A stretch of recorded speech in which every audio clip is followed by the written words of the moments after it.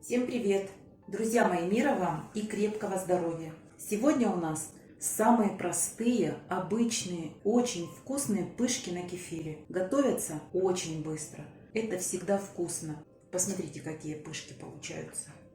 Поехали! Я их делаю не сладкими. Вот здесь 250 грамм муки. Добавляю 5 грамм разрыхлителя для теста.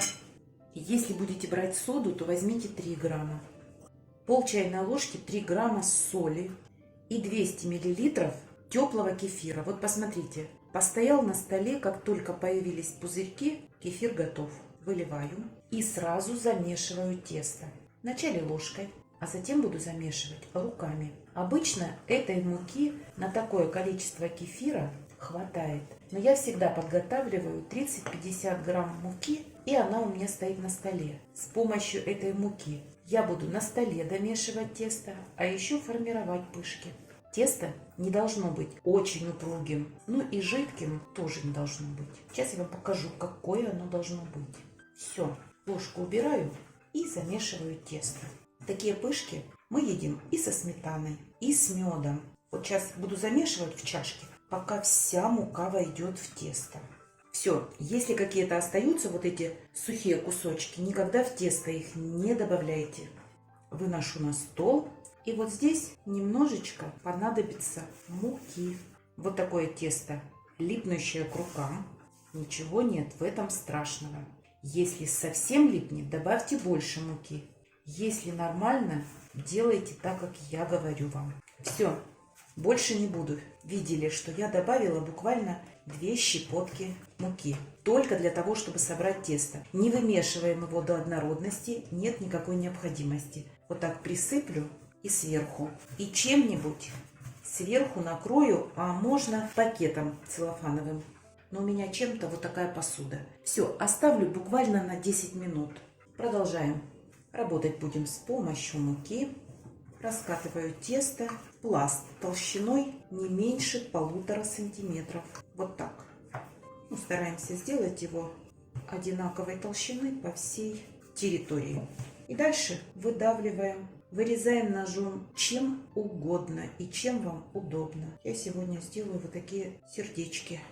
Они маленькие, их больше получится. Вот посмотрите, вот такая толщина. Жарятся они достаточно быстро, а поэтому все сразу готовьте, вырезайте, чтобы потом только жарить осталось.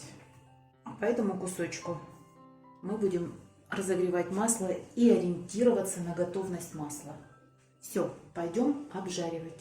Друзья мои, обжаривать буду на растительном масле, обязательно рафинированном. От донышка наливайте где-то 1,5 сантиметра, тогда они будут равномерно обжариваться. Никогда не используйте для таких целей нерафинированное масло, оно у вас будет гореть. Опустила кусочек теста и посмотрите, оно начало зарумяниваться, значит масло готово. Опускаем наши сердечки. Оставляйте между ними расстояние, они так будут равномерно обжариваться со всех сторон. Обжариваю на огне чуть ниже среднего. Сильный огонь не давайте, но и совсем слабый огонь испортит ваши пышки. Они напитаются растительным маслом. Обжариваю где-то минута-полторы с каждой стороны.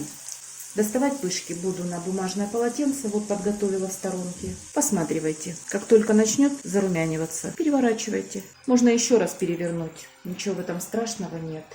Это не чебуреки. Чебуреки только раз переворачивают, а пышки можно, они непривередливые. Кстати, что-то заговорила про чебуреки. На канале у нас есть чебуреки, там суперский рецепт. И кто еще не готовил халюжи с адыгейским сыром, там вообще космос. Все, готово, можно доставать. Красотки.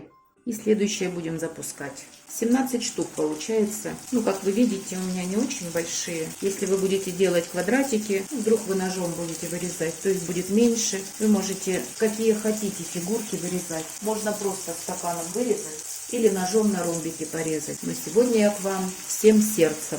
Все, готовы? Достаю наши сердца. Сейчас остынут и покажу, какие они внутри. Привет вам от Петровича. И не забывайте подписываться на наш с Петровичем канал. Пока-пока!